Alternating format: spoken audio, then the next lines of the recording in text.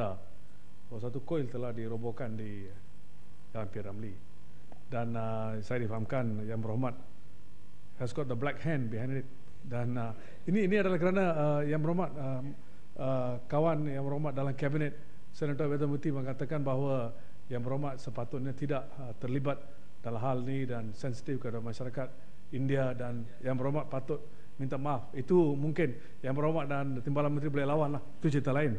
Tapi saya nak tahu apakah usaha yang dibuat supaya kita memulihkan balik satu kesalahan kepada masyarakat India, dan macam mana bantuan boleh dibuat oleh kementerian supaya mengatasi masalah ini dan masalah-masalah yang berkaitan yang akan berwujud lagi sekali. Terima kasih.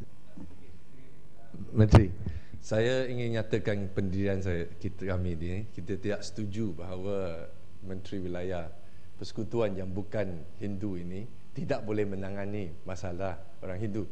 Saya harap Menteri dapat betulkan persepsi yang tidak seimbang ini, dan jangan bagi mesej yang salah kepada orang awam bahawa Kerajaan Barisan Nasional ini hanya khususkan orang Hindu untuk menyelesaikan masalah Hindu. Dan kami sangat mengharapkan Menteri yang bukan Hindu juga prihatin tentang isu Hindu.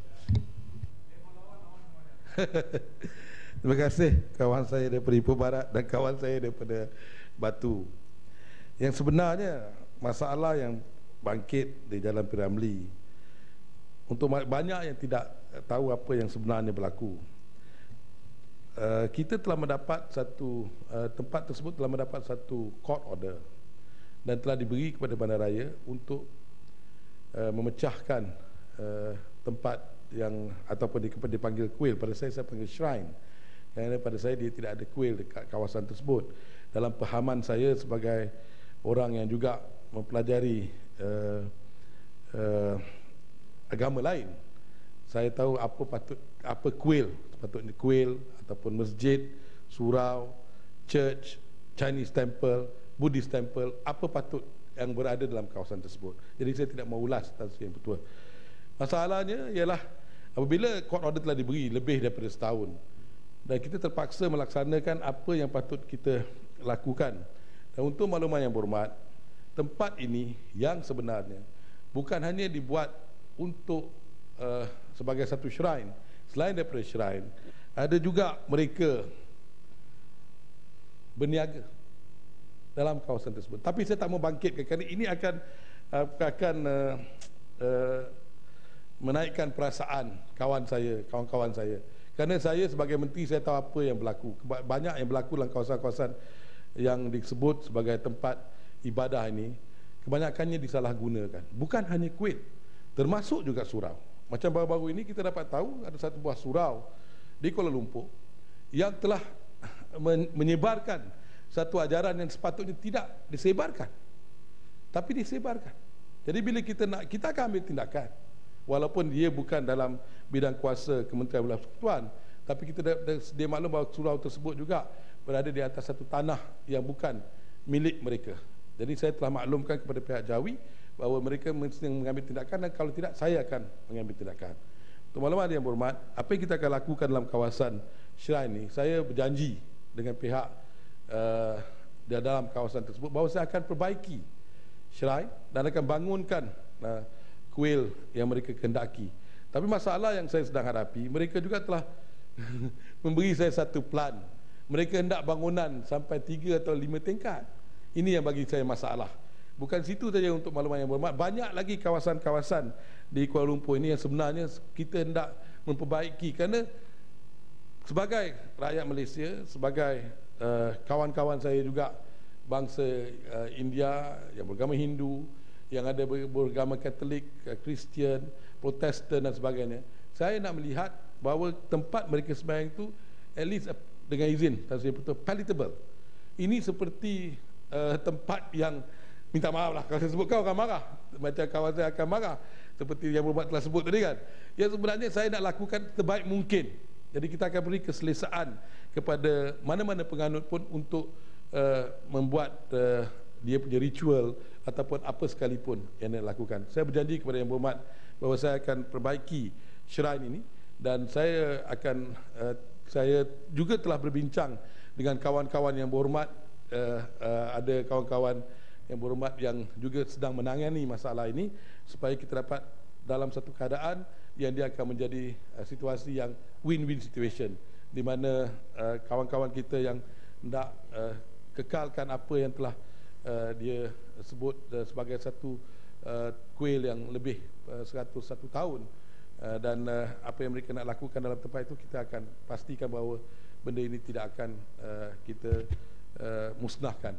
Untuk makluman yang berhormat, saya tak pernah pecah mana-mana kuil dan juga shrine. Apa yang telah kita pecahkan dalam kawasan ini adalah tempat-tempat seperti yang telah saya sebut. Kalau gambar ini, tempat makan, tempat macam-macam lagi lah yang ada dalam kawasan tersebut. Itu Senator Perdana Menteri dengan Yang Berhormat, kerana dia berpendapat asingan mungkin itu your cabinet minister. Tapi satu perkara Yang Berhormat, perkara macam ni bila wujud sekarang, ramai di antara rakyat Malaysia ingat, oh kenapa masalah kuil India ini dia tiba-tiba dibina di sana, macam mana dia wujudnya. Ramai di antara mereka Yang Berhormat semestinya I've been here more than 50 years. Kalau kita tengok, tidak ada ruangan diberi atau tanah diberi bila pembangunan jadi. When the estates were rebuilt, tidak ada. Mereka diusir, ditolak. Ada banyak di antara tokoh-tokoh Yang Berhormat, mungkin Yang Berhormat tak tahu. You know where are they? Next to IWK, next to Tong Tai. This is happening all around the country. Jadi ini bukan new, Yang Berhormat. Jadi ini dah holistic policy untuk mengatasi. I know dalam tangan Yang Berhormat sekarang sangat susah. It's very difficult. That's why your friend also attacking you. But tak apalah, we also enjoying the drama. Tapi ini pada hal ni kita perlu ingat dalam semua angle supaya untuk mengatasi masalah. Untuk makluman dari Yang Berhormat daripada Ipoh Barat, ya sebenarnya untuk pembangunan yang baru yang di BKL akan laksanakan, saya telah minta supaya tempat-tempat ibadat juga disediakan, walaupun di bawah flat, apartment, for your rituals.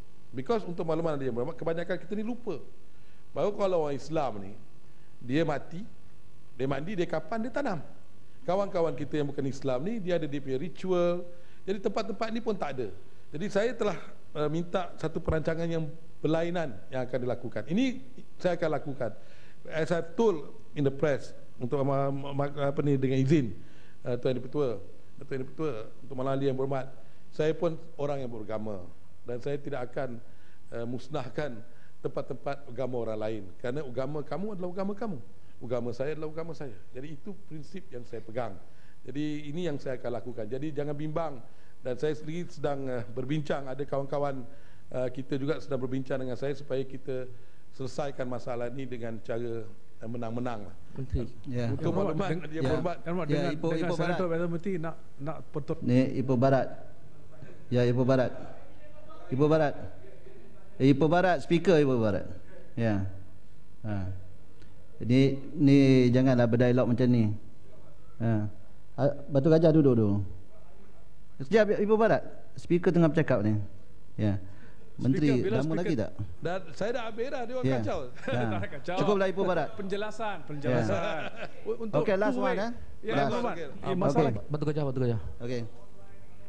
Last. Ya, last one. Bukan, masalah ni seperti yang diterangkan oleh Yang Berhormat mengenai kuil-kuil. Saya rasa perlu satu inisiatif yang baru. Kerana kalau Yang Berhormat sebenarnya di dalam parlimen ni 13 tahun dulu saya telah membawa satu usul menerangkan bahawa ada kena-mengena dengan kuil-kuil. There must be a different approach. Yang sistem approach. In fact, saya suggested perlu ada satu department di Perdana Menteri, department hanya untuk kuil-kuil bukan Islam. So it's better do deal. Yang bukan macam kawan saya Batu kata, why should it be Indian to take over Indian affair? Why should it be a Chinese to take over Chinese affair? Kenapa Yang Berhormat Menteri tidak ada kepakaran? Saya percaya ada keikhlasan untuk menyelesaikan perkara ini. Jangan kita drag into this your friend Perdana Menteri, whatever it is. Tapi kalau menyelesaikan perkara itu, betul boleh panggil kepakaran kita boleh memberi pandangan kita lah. Yang berhormat, don't pit me with my colleague lah, please lah, okay? Untuk maklumat Bukan yang dia pick berhormat, you, dia pick saya you. nak beritahu kepada untuk maklumat yang berhormat, 9 tahun dulu, waktu saya jadi Menteri Jabatan Perdana Menteri yang jaga wilayah persekutuan, ketika itu banyak perkara berlaku. Jadi saya sendiri telah arahkan supaya satu jabatan telah diwujudkan di DBKL yang dipanggil Rumah Ibadat Bukan Islam, RIBI. Dan RIBI ini dipengerusikan oleh saya dulu. Dan saya lah melihat apa masalah dan saya telah beri satu SOP. Kerana kalau kita nak pergi ke tempat orang India, kalau kita terpaksa ubah, tukar dan sebagainya, the shrine, the idol must be handled by the Indian community, the Hindu. Kalau pergi tempat Islam, orang Islam kena handle. Kalau pergi tempat Cina, orang Cina kena handle. Kalau pergi ke church, orang Kristen kena handle. That is what we have in, minta maaf dengan izin Tuan Dipertua, RIBI dalam DBK. Ini 9 tahun yang dulu. Dan sekarang bila saya balik semula, saya telah pulihkan dia semula lah. Termasuk saya dengan timbalan saya, Datuk Loga, yang melihat perkara-perkara yang tertentu ini. Ini kita akan laksanakan. Ya, Batu Gajah bangun. Saya nak habis dah. Ya. Batu Gajah Satu. sikit dah. Satu sikit. Okey. Sampai kawan. Okey. Lepas Batu Gajah, Menteri Gulung. Okey. Terima kasih. Terima kasih Yang Dipertua, terima kasih Menteri. Saya terpanggil untuk menanyakan suatu perkara sebab saya tidak fahamlah tentang takrifan yang dibuat oleh Menteri tadi, mengatakan itu bukanlah satu kuil. Saya sendiri sebagai seorang Hindu, saya tidak faham bagaimana Menteri boleh membezakan antara kuil dan shrine itu. Ya, sebab pada pandangan saya dan pada pandangan seluruh masyarakat India negara ini, ia menganggapkan itu sebagai satu kuil.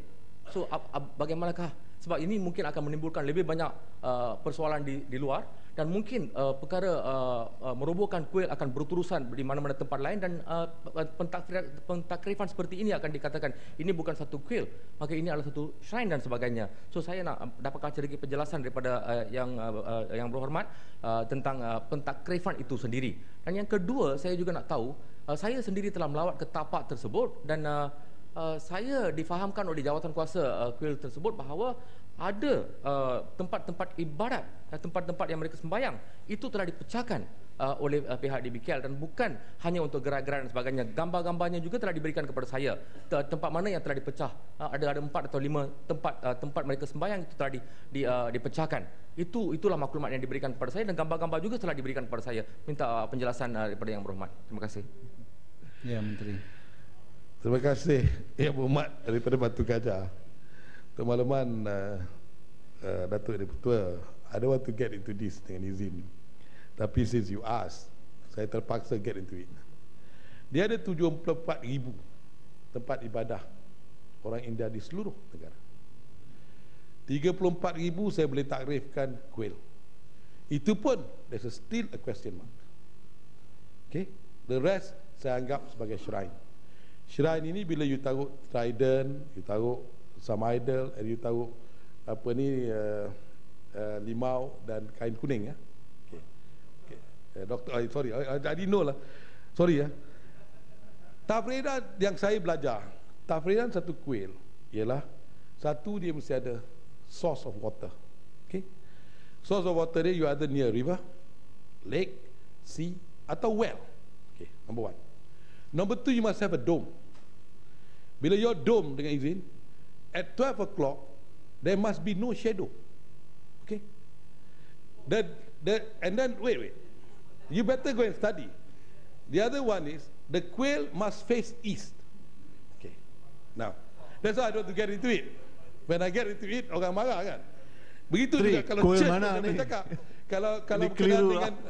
kalau berkenaan dengan apa ni, kadang kebanyakan kita ini minta maaf lah, tuan-tuan yang berhormat, termasuk diri saya. Saya bersyukur saya dilahirkan oleh keluarga Islam. Jadi saya jadi Islam. Kalau bapa saya Hindu, saya jadi Hindu. Kalau bapa saya Katolik, saya jadi Katolik. Kalau bapa saya Buddhis, saya jadi Buddhis. Tapi saya bersyukur bahawa saya dilahirkan oleh Islam. Begitu juga yang berhormat. Yang berhormat jadi Hindu kerana mak bapak Hindu. Sayang pada agama tak tahu, belajar agama pun tak tahu. Ini masalah. Jadi itu jadi kelang kabut dalam masyarakat kita. Jadi saya rayu kepada kita semua belajar lah. You know when you enter, Komat, saya minta Komat tarik balik. Siapa yang tak tahu? Yang Muhammad, siapa yang tak tahu? Ini Yang Muhammad, Yang Muhammad, Yang Muhammad, Yang Muhammad, Yang Muhammad. Semua duduk, semua duduk, semua duduk, semua duduk, semua duduk. Kapas, gambut, semua duduk kelang. Ya. Duduk. Ya, duduk. Saya duduk. Ya. Cuma saya nak bagi tahu Yang Muhammad Segambut. Saya nak bagi tahu Yang Muhammad Menteri kata belajar agama. Dia tak menuduh mana-mana Yang Muhammad perlu belajar agama. Ya. Jadi dia secara statement secara umum dan tidak speaker tak faham. Dia seolah kata macam ada tak ada isu tarik balik. Yang Muhammad gulung. Tuan Parlimen yang hormat, termasuk diri saya juga. Kasih pada agama tak betul. Tak sayang, itu pasal saya masih belajar. You tidak tahu masalah agama Islam. You masuk dalam surau. Macam-macam pengajaran yang kadang-kadang tak masuk di akal, yang tak ikut sunnah dan Al-Quran pun diajar. Bila saya dengar, betul pasal saya kata kita mesti belajar. Minta maaf. Jadi saya nak gulung. Menteri. Cukup juga Menteri. Tadi Menteri kata mesti ada dom dan tak ada bayang-bayang dan sebagainya. Saya tidak tahulah dari mana fakta-fakta yang semua datang. Kalau kita nak kira macam itu dulu, mungkin dalam